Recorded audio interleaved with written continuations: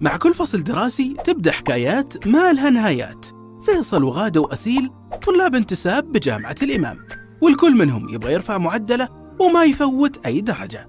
خلونا نشوف حكاياتهم مع المقررات وتلخيص المحاضرات.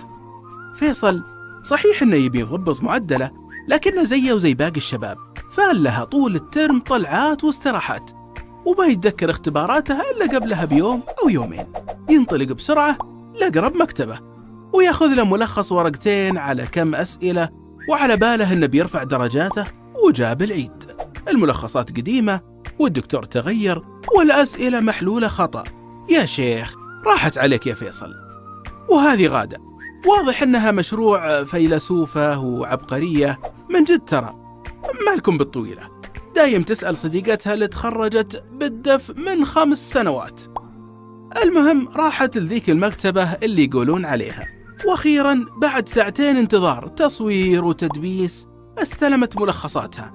10 صفحات في 200 ورقة، وبعض الملخصات مجلدات معقولة، والتصوير والترتيب لك عليه، وبعض المقررات ما طلبتها ولا لها علاقة بجدولها. نقول جهدك مضاعف يا غادة.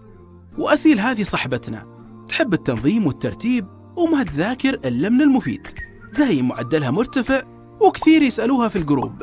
أول ما يبدأ الترم تحتسي قهوتها الساخنة أونلاين على موقع تلخيص، تدخل على تخصصها وتختار المواد اللي تبغاها حسب جدولها، وبعدها تعبي بياناتها وتأكد السداد عن طريق الموقع عشان يوصلها الطلب لغاية باب بيتها.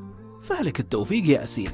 مقررات وتفريغات وأسئلة محدثة لآخر ترم، مع التنسيق والترتيب والطباعة الملونة اللي تفتح نفسك للمذاكرة. طبعا إذا تغير الدكتور أو تغير شيء في المنهج تقدر تستبدلها بالجديدة مجانا، وإذا ما وصل طلبها خلال المدة المحددة فقيمة التوصيل علينا. تلخيص متعة المذاكرة.